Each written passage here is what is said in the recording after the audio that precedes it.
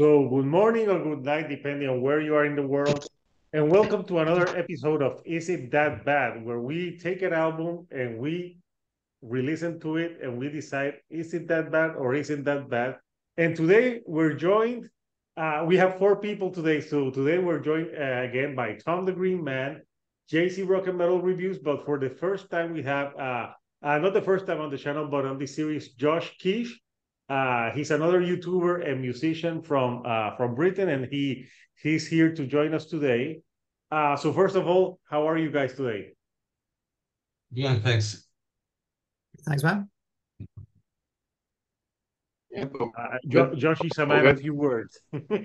So today we're gonna talk about an album from the band Slayer, and it's Diabolus in Musica. And this came out in 1998 at the hype of new metal. And when I look at this album cover, I think it's Uncle Fester from the Addams Family because it kind of looks like that. And so we're gonna go. You know the drill. We have three rounds. The first round is like our first impressions of where we first listened to this album. Then we pick the three songs that we think are the weakest from the album, and the last is our final thoughts and vote if we vote like thumbs up or thumbs down.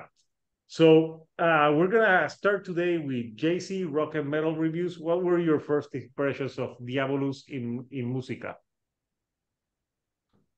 Okay, I think I listened to it for the first time maybe about like 6 or 7 years ago. I didn't listen to it when it first came out. I think when 1998 rolled along, I was more like alternative rock and maybe new metal. I know this is kind of new metal, but I was into Slayer in the late 80s, early 90s, but I kind of went off from a little bit after Seasons in the Abyss. But I listened to it, a couple of years ago, and I've been back to it a couple of times. I think it's different. This is one of those albums. I think every major thrash metal band, like in the like '90s to late '90s, have that one album where everyone says is their bad album. So, for example, I mean, like the Load albums. So there's Megadeth, Risk, and then those Anthrax albums, and then there's a lot of other bands. So I would say this is considered to be like one of those where they're doing something different. I know they tuned down. I'm like they tuned down to like the C sharp, which is it makes the guitar sound like very like dissonant and all that. So that's my I'll expand more on my ideas later, but that's what I thought at first. So Okay, you no guys problem. continue. Yeah. What about you, Josh? Mhm. Okay, well, I I first heard the album about 6 weeks ago. Me and John were gonna do our Slayer live stream, and I decided to pick the '90s, and that was that one and Disputed Attitude were the only two that I hadn't listened to from that decade. So yeah, as I was making my notes, I sort of had them on in the background just so that I could have a rough idea of the album. And yeah, my first impressions on the album. I mean, I knew like a lot of people had it towards the bottom of their list, so I didn't go in with massive expectations. And yeah, my overall thoughts was like it's all right. Honestly, they've done a lot better with the majority of their albums. Obviously, their '80s albums are the best ones. We'll get into that later, I'm sure. Yeah. But for me, like my first interaction with the album was one where I wasn't really expecting a lot, and it didn't really deliver a lot. Really, that's all I can say. Okay, yeah. Now, what about you, Tom, with the blatant Metallica shirt? Yeah, well, I'm going to be absolutely honest. This was my first time with this album at all last week. So Once this was voted, I was like, I better get listening to this quick because it's going to be a bit fresh. And it is quite hard to judge an album completely fairly, I think, when it's quite a short window of time. And I know the Slayer classics, but not being the biggest Slayer fan, I don't really know a lot of their other albums, and this falls into that category. I believe the drummer said it was their most experimental, is what I read on Wikipedia, as you do. But it did quite well when it came out, peaked at number 31 on the Billboard 200, apparently. And I think it had very, very mixed reviews as well. So you had some people that rated it actually quite highly, and then others that were like, what's this? And it might be because of that, because they were sounding a little bit more like they were leaning towards a new metal, alternative metal type style. And Tom Araya, even at times in this album with his vocal delivery, just made me think of the Beastie Boys for some reason. The delivery of the vocals just made me think of that Beastie Boys style. But that was more as the album went on. I felt that way. I thought the album, I don't want to go into the tracks too much, but it started quite thrashy, but then it kind of got a bit more different as it went on. So yeah, I sort of thought, I don't know. I think I've got to try and remember to reserve my final thoughts before I say anything else, I guess. But I think I was expecting something a little different here because it's in that era when everyone was going a bit new metal and alternative and all that palaver. But yeah, it was an interesting listen. Yeah. So for me, like Tom, I listened to this album this week too. I don't know why I didn't listen to this when it came out. I was more into like the porns, and I was in my new metal baggy phase or alternative phase. So I knew that they put out that album, but back then there was no streaming, so you had to buy albums, and I just didn't buy it.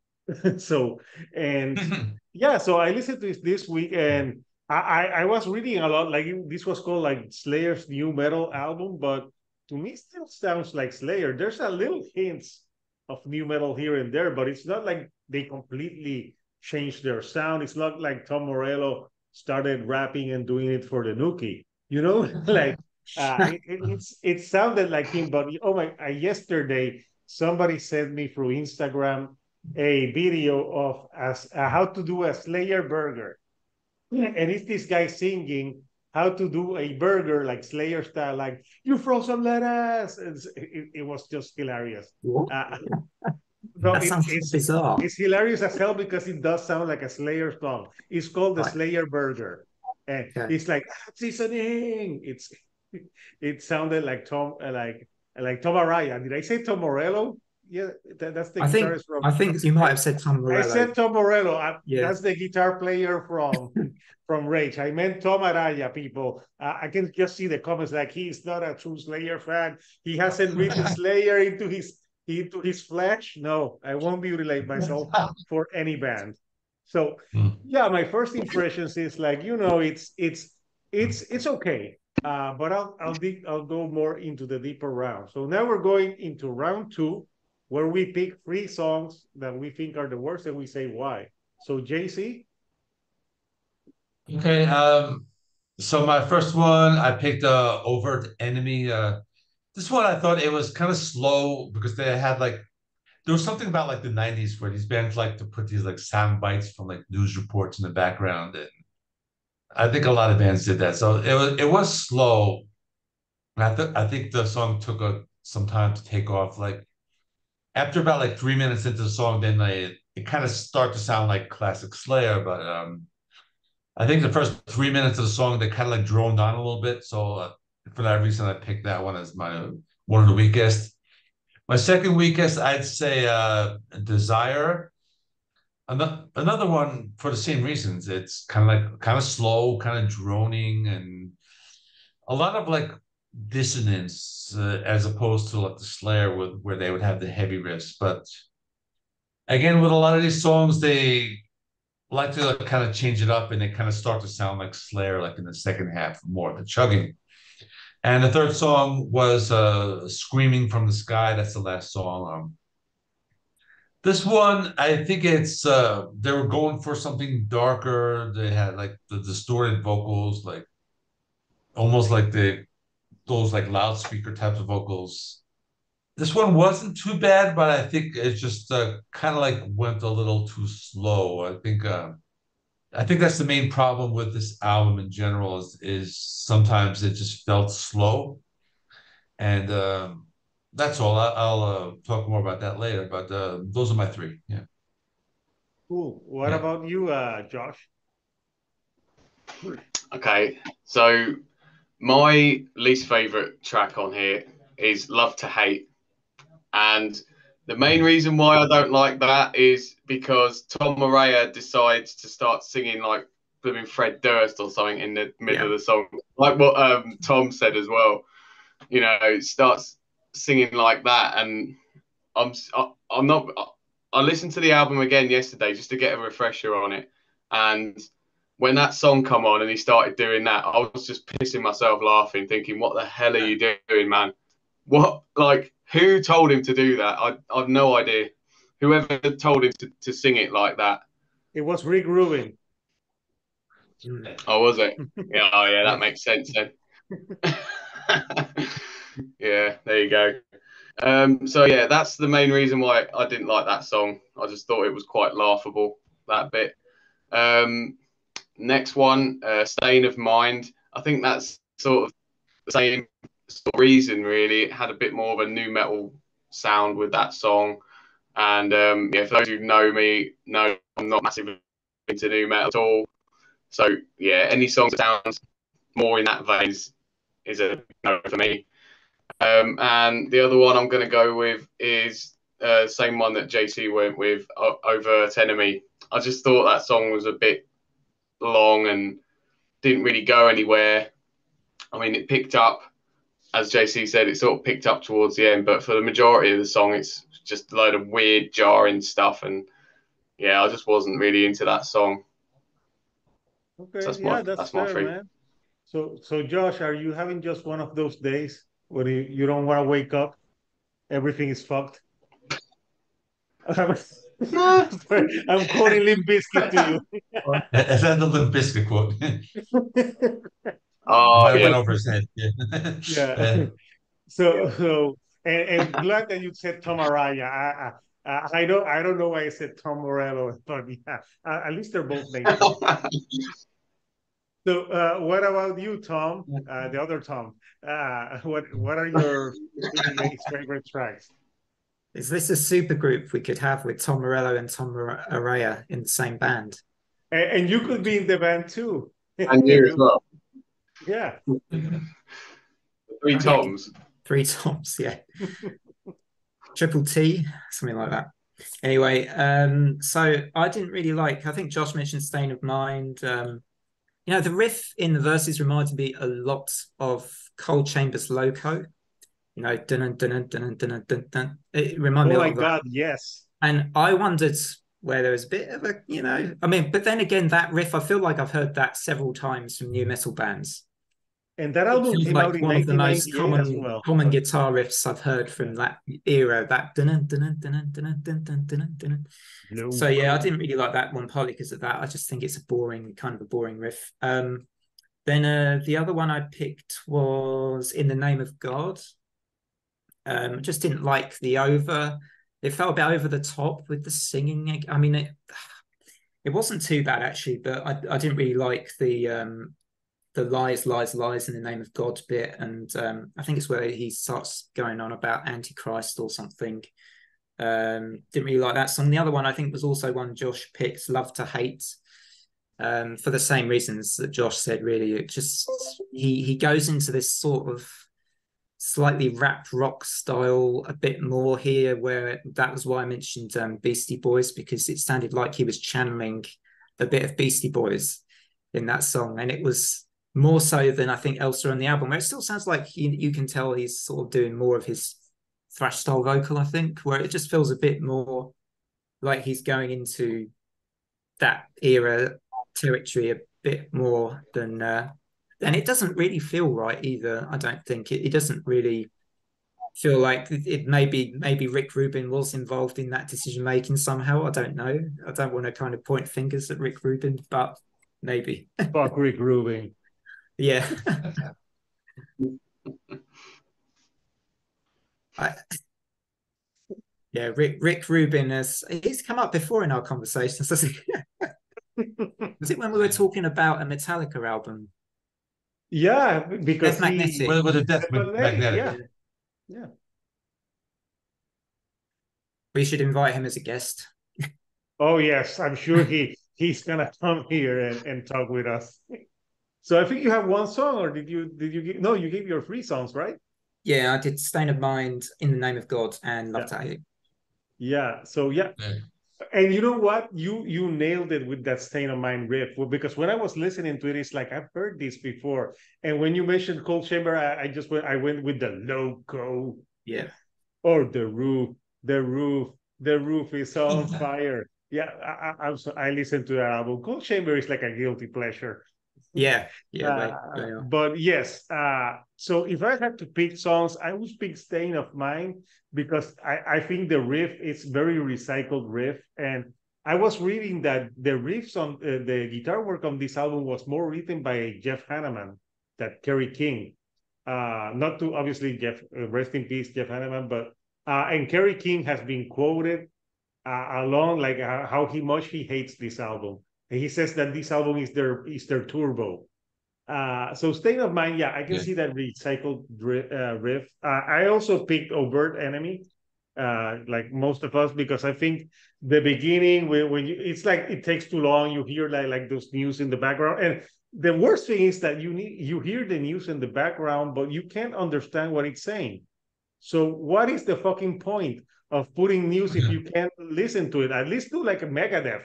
Like Megadeth has put like news and you can clearly hear the news. But here, this is what I heard.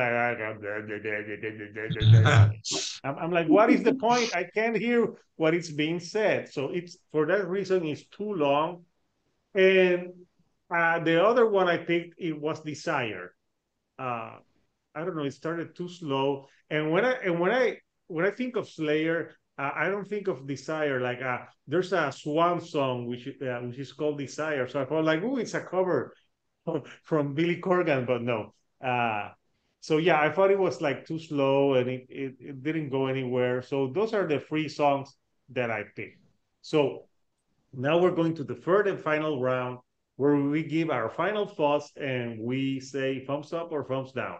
And we decide, is it that bad or is not? So, JC?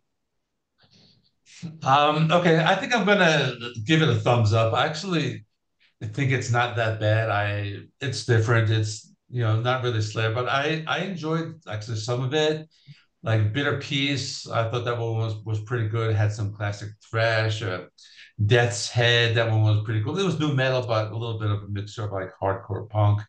I actually like State of Mind. I think it's just catchy. I know I've heard that riff. It's like this chromatic guitar riff, and I think it's just like a 1, 2, 3, 4. Like if you pick up a guitar, you can probably like play it right away. I actually kind of like that one, so that one wasn't Not bad. me. And yeah, the rest of them weren't too bad. I guess I need to listen to Love and Hate again because now that you guys said how they're like he was trying to be Fred Durst, I didn't pick it up the first time I listened to it, so I got to go back to that. You know why, JC? But the Because other you ones like to were fight for your right to party. and the Beastie Boys. I actually used to listen to the Beastie Boys a lot. I haven't in a long time. Yeah, me too. But yeah, I think it's I think it's okay. I think out of like all of those like 90s alternative like albums from the other thrash bands, I think this is one of the better ones. So I'm gonna give it a thumbs up, even though it does have some problems, but I'm giving it a thumbs up. Yeah. And the good thing is it doesn't have a song like Brandon, my son. Yeah, I still can't get over that one. So yeah. Josh, your final thoughts? Okay. Well, I think I'm probably gonna have to give it a thumbs down. I'm afraid. Sorry, John. Yes. I think in terms of the Slayer albums, the Slayer discography, I'm going to do a Slayer ranking at some point. And spoilers, this one's probably going to be at the bottom. I just think I think their whole discography is quite strong, and this one is just a little below the majority of their stuff, especially their later stuff. I enjoy the majority of their stuff anyway. So yeah, I just think this one compared to the rest of their albums it's just not as good, nowhere near as good. I think Undisputed Attitude's better than this, and that's a covers album. So, but I don't know. There are some songs that I actually thought was pretty good. I think Perversions of Pain is a really, really good song. And also I thought the first song weren't too bad. There are some like a handful of songs that I think, if they had just put out like a 7-8 track sort of album, I think it would have been a lot better. But yeah, for me, it's a nah. I can do with not listening to this album in full ever again. Okay, so we have a save it and a throw it in the trash. Now it's Tom the Green Man's decision. Yeah, I think I don't think it's an album that I got bored of it really fast. I mean, I've given it sort of several listens, and I didn't find. I just think. I guess like Josh. I mean, I don't know Slayer probably as well as Josh and John, which possibly puts me at slight disadvantage because I don't have the full scale of their catalogue, and so I don't know how this necessarily compares to some of the other stuff they put out, particularly in that period as well. Like, how does this compare to the album that came before and the album came after? But I mean, yeah, I can't sort of pretend that I really enjoyed this. I didn't. I don't think so. The opening track got my hopes up. I listened to the opening track and I thought, whoa, that's pretty cool. If the rest of the album's like this, I'm in for a good time.